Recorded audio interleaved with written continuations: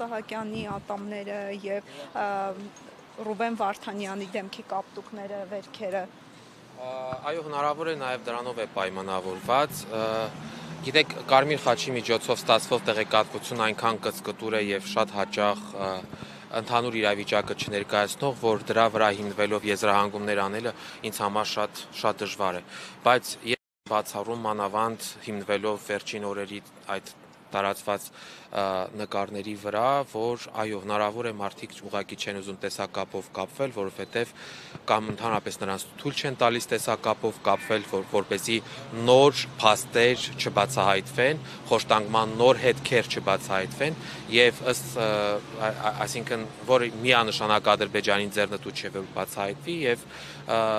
այդ մարդիկ գտնվելով անազատության մեջ ստիպված են կատարել այն, ինչ որ ադրբեջանական իշխանություններն են պարտադրում։ Միանշանակ, ոչ միայն, նշել ենք բազմիցս, որ առաջին հերթին, այո, փորձ է արվելու նրանցից կորզել այնպիսի ցուցմունքներ, որոնք վնաս են տալու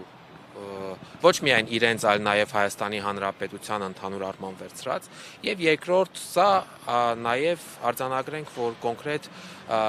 Արյունարբու մի բռնապետի անձնական վրեժխնդրությունն է։ Անձնական վրեժխնդրությունը մարդկանցից, ովքեր որ պայքարել են իրենց ժողովրդի ազատության, անկախության, ինքնորոշման իրավունքի համար։ Եվ ինչ որ առումով միգուցե նաև սրանով ադրբեջանական բռնապետը փորձում է, այսպես ասած, դաս տալ նաև Ադրբեջանում ապրող ազգային փոքրամասնություններին, որ ցանկացած ազատության համար պայքար կարող է նման վերջաբան ունենալ։ Պարոն Ստեփանյան, դուք կոչ արեցիք հանրությանը, որպեսզի այս ակցիաները շարունակեն եւ Շվեյցարիայի հայ համայնքին։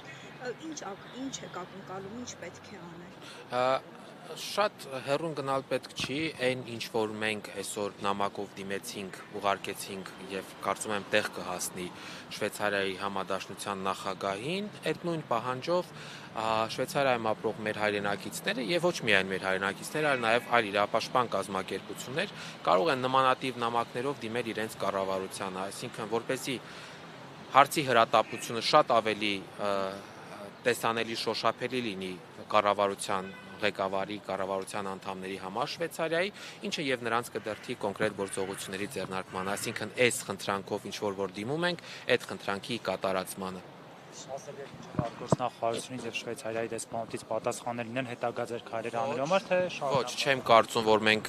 այդ շռայլությունը մեզ կարող ենք թույլ տալ սպասել մինչև որևէ գործողության իր պատասխանը լինի, մանավանդ մենք բազմիցս համոզվել ենք, որ միջազգային հանրությունը շատ դանդաղ է աշխատում առհասարակ, այլ պետք է հաջորդ քայլի մասին մտածել, հաջորդը էլ ինչ խողովակ, էլ ում պետք է դիմել, էլ ինչ ճանապարհով պետք է հարցը բարձրաձայնել։ Ես կարծում եմ, որ նախաձեռնող խումբը դրա մասին հրապարակային հանդես կգա։